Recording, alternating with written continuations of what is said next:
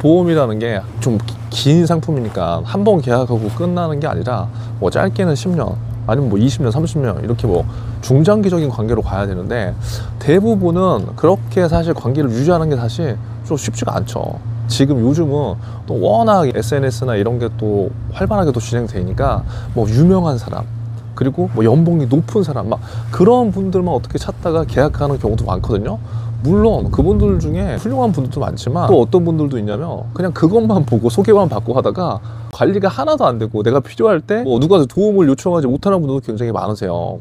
그래서 오늘은 저한테 이제 개인적으로 문의를 주시는 분들 중에 그 보험 계약을 할 때 내가 도대체 어떤 설계사 분들을 좀 내 걸 좀 맡겨야지 내가 좀 안심하고 좀 오래 신경 안 쓰고 갈 수 있냐, 그거에 대해서 제가 5가지 기준을 좀 한번 이야기를 해볼게요. 그러면 뭐 어떤 기준이냐, 첫 번째는 저는 이건 것 같아요. 지속 가능하게 이 일을 할 수 있는 사람인가, 이거를 봐야 돼요. 근데 이게 상당히 어렵죠. 뭐 어떻게 판단해? 다들 자기 이제 열심히 한다고 하는데, 누구나 이제 상담하거나 계약할 때는 저 정말 이 일 뭐 10년, 20년, 30년 할 거예요 라고 하는데 10명 중에 7, 8명은 사라져요. 이게 사실 사라지는 사람들만의 또 잘못도 아니야. 냉정하게 보면 그 안에 뼛속 깊은 어떤 문제점들 분명히 있어요. 그런데 또 소비자 입장에서 아니 말을 했으면 책임을 져야지, 이제 이런 인식이 강하잖아요. 그런데 대부분은 계속 이제 설계사가 이제 바뀌는 이런 현실들이죠. 그러니까 대부분은 이제 보험에 대한 불신이 이제 많은 건데, 그러면 이 상황에서 적어도 내가 할 수 없는 이런 관리들을 내가 이제 맡길 때 이 지속성을 어떻게 확인할 수 있냐? 첫 번째는 블로그를 한 6개월에서 1년 이상 꾸준하게 쓴 분인가? 저는 이거 한번 체크해 보면 좋을 것 같아요. 물론 블로그를 작성하지 않았다고 해서 그분이 훌륭하지 않거나 내 계약을 끝까지 책임지지 않는 건 아니에요. 하지만 블로그를 한 6개월, 1년 정도 작성했다는 거는 글을 썼다는 거거든요. 그러니까 글을 쓰는 사람들의 특징은 물론 글을 엄청 잘 쓴다, 그게 중요한 게 아니라 뭔가 나의 생각을 어디에 작성하고 거기에서 뭔가 본인만의 인사이트를 갖고 있는 분들이 그러한 행동을 할 확률이 굉장히 높아요. 이건 꼭 보험 세일즈뿐만 아니라 다른 것도 마찬가지죠. 그래서 지금 내가 어떤 뭔가 계약을 해야 될 때 이 사람의 지속성을 어떻게 판단하면 좋을까? 그 기준은 블로그를 한번 보시면 저는 좋을 것 같고, 그리고 두 번째, 유튜브를 하고 있는 분들을 저라면 지금 선택할 것 같아요. 그럼 이게 지속성과 뭐가 연관이 있냐? 그럼 그 사람들은 다 좋은 거냐? 적어도 안 하는 분들보다 하는 분들이 저는 훨씬 더 낫다고 보는 거예요. 그럼 왜 그러냐? 계속 뭔가 컨텐츠를 생산해야 되잖아요. 그렇죠? 그럼 컨텐츠를 생산한다는 거는 그거에 대해서, 그 업에 대해서 공부를 한다는 거고, 계속해서 업데이트를 시키려면 최신화를 위해서 노력을 해야 된다는 거잖아요. 그러면 적어도 내가 뭐 저 10년 할게요, 20년 할게요, 그 말에 누구나가 다 책임을 질 수는 없겠지만 적어도 뭐 블로그나 유튜브를 하지 않는 분들보다는 조금은 더 오래 하지 않을까요? 저는 사실 그런 생각 하거든요. 그럼 또 이렇게 물어보시는 분들이 있어요. 그럼 인스타 하는 분들은 괜찮아요? 아예 괜찮죠. 근데 인스타랑 블로그, 유튜브랑 조금 결이 달라요. 왜냐면 인스타 베이스는 거의 이제 인스타나 스레드는 짧은 글, 그리고 어떤 사진 기반으로 뭔가 우리가 사실 홍보 목적으로 많이 하는 거잖아요. 물론 이걸 하는 게 잘못된 건 절대 아닙니다. 근데 요것보다는 그래도 블로그나 유튜브를 하시는 분들이 컨텐츠적으로나 또 그 업에 대한 가치를 좀 더 높이려고 하는 그 고민들이 많기 때문에 저는 이 2가지를 하시는 분들이면 그나마 뭔가 이 업에서 지속성 있게 할 수 있다는 생각을 하는 거죠. 만약에 지금 설계사 분이시라면 마케팅은요 그냥 홍보가 아니에요. 지금 내가 하고 있는 이 보험 세일즈의 가치를 간접적으로 전달하는 거거든요. 내가 이 일을 지속할 사람이야를 증명하는 도구이기 때문에 무조건 하셔야 됩니다. 그래서 고객분들한테 먼저 신뢰를 받고 싶다면 온라인 흔적을 만들어 보시는 걸 전 추천해요. 그리고 두 번째 기준은요, 고객 입장에서 이러한 것들을 해석해 주는 사람인가, 이걸 한번 확인해 보시면 좋아요.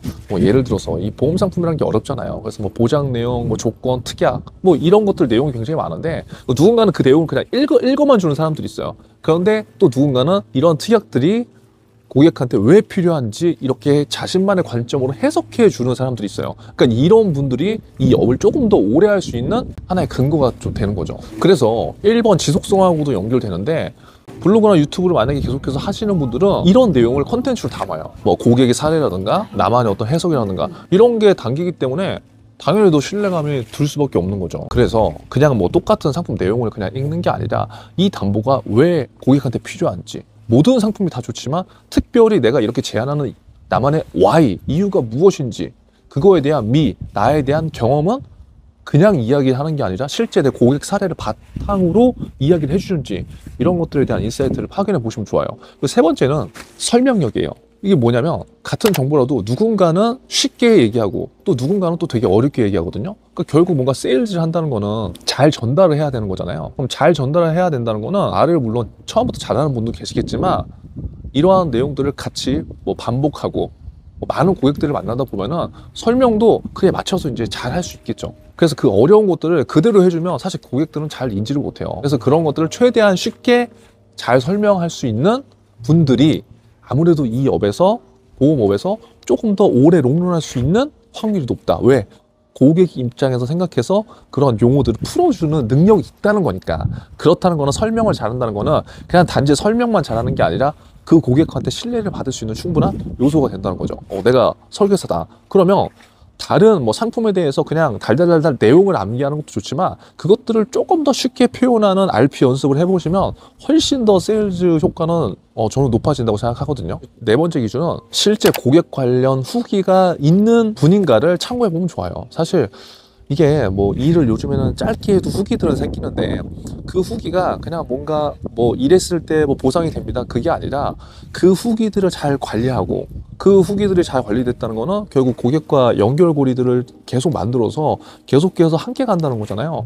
근데 그 후기들을 정리한 설계사 분과 정리하지 않고 그냥 나는 고객이 많아요를 외치는 분들이 많아요. 제가 만약에 제 보험을 맡긴다고 한다면 저는 99.9% 아무리 뭐 능력이 뛰어나다고 하더라도 후기 사례가 많이 있는 분들을 저는 선택할 것 같아요. 근데 그 후기 사례가 어디에 있냐? 그냥 혼자만 갖고 있으면 절대 안 된다는 거죠. 그거를 블로그와 유튜브로, 그러니까 무조건 홍보성으로 이야기하라는 게 아니라 내 보험을 뭐 맡아서 이제 해줄 사람을 찾는 건데 그런 후기들을 내 블로그나 글이라던가 뭐 영상으로 만약에 제작을 해서 내가 필요한 상황에서 그런 정보들을 찾을 수 있다면 훨씬 더 신뢰감이 생기지 않을까요? 그래서 지금 현장에서 만약에 지금 일을 하고 계시다면 후기 있는 것들을 잘 정리만 하시더라도 지금 매출보다 훨씬 더 상승할 수밖에 없어요. 그리고 마지막 다섯 번째는 보험 외에도 좀 금융 시야가 있는 분인가를 좀 저는 한번 봤으면 좋겠어요. 왜냐면 대부분 한 분야에서 어떤 전문성을 이야기할 때 그 분야에 대해서 깊숙한 지식을 이야기하는 게 많은데 요즘은 특히 금융 분야는 다 이제 겹칠 수밖에 없잖아요. 보험에 대한 전문적인 지식만을 갖고 있는 것도 좋지만 결국 금융의 한 테두리로서 보험을 인식하는 분과 그냥 보험만 주구장창 얘기하는 분과는 사실 조금은 결이 조금 달라요. 그래서 그냥 뭐 암에 걸렸을 때 보험금 얼마 나갑니다 이렇게 얘기하는 분과 연금이라던가 대출, 뭐 노후 관련된 이러한 부분까지 상담을 해줄 수 있는 분인지는 엄청난 차이가 날 수밖에 없어요. 그래서 보험만 이야기하는 게 잘못됐다는 게 아니라 결국 보험이라는 게 금융의 한 작은 부분이기 때문에 이런 다방면에 관심을 갖고 있는 분들이 훨씬 더 고객 입장에서 도움을 받을 수 있는 게 많기 때문에 이런 것들을 한번 보시면 좋다는 거죠. 만약에 내가 설계사다 그러면 당연히 보험을 시작으로 다른 금융에 대한 관심을 넓혀보시는 게 그만큼 고객분들한테 혜택을 줄 수 있는 게 많으니까 이러한 식으로 학습을 하면 훨씬 더 좋겠죠. 다섯 가지 좀 기준을 제가 말씀드렸는데 이 기준이 절대적인 건 아닙니다. 그런데 계속 금융시장이 빠르게 변화하고 있잖아요. 그럼 보험회사도 마찬가지거든요. 그래서 지금 단순히 한 건의 계약 진짜 중요한데 저희 채널 취지대로 2040년 그 이상까지 세일즈를 하려고 하신다면은 오늘 다섯 가지 기준을 한번 잘 살펴보셨으면 좋겠고 일반 소비자분들 입장에서도 다섯 가지 기준을 한번 지금 내 상황에 대입하셔서 좋은 분과 인연을 맺으면 훨씬 더 좋을 것 같아요. 보험 산업에 남아있는 불신 있잖아요. 그리고 편견들. 그걸 바꾸는 일은 사실 제가 생각했을 때 막 거창한 엄청난 제안이나 그런 게 아니라 이렇게 신뢰를 남기는 컨텐츠 하나에서부터 저는 시작된다고 보거든요. 그래서 많은 훌륭한 분들의 이야기를 지금 2040 보험 채널에서 저희가 담고 있기 때문에 뭐 꼭 연봉이 뭐 전국 1등 아니면 어때요? 건수 1등 아니면 어때요? 진짜 나만을 위해서 우리 가족만을 위한 그런 분을 선택하면 되는 거죠. 그리고 만약에 내가 지금 세일즈를 하고 있다 그러면 오늘 말씀드린 이 5가지 기준 잘 한번 생각해 보시고 반드시 온라인 공간에서 내 자신을 스스로 신뢰 있는 사람으로 만드는 그 시작을 반드시 지금부터 하셔야 돼요. 영상 하나로 물론 이게 다 바뀌지 않겠지만 그 시작이 제가 봤을 때 굉장히 중요한 것 같아요. 혹시나 영상 시청하시는 분들 중에 나 보험 설계사 선택할 때 이거는 더 확인해 보면 좋더라, 이거 확인하지 않으면 큰일 나더라, 그런 게 있으시면은 한번 댓글로 남겨주시면은 다른 분들한테도 아마 도움이 될 수 있을 것 같습니다.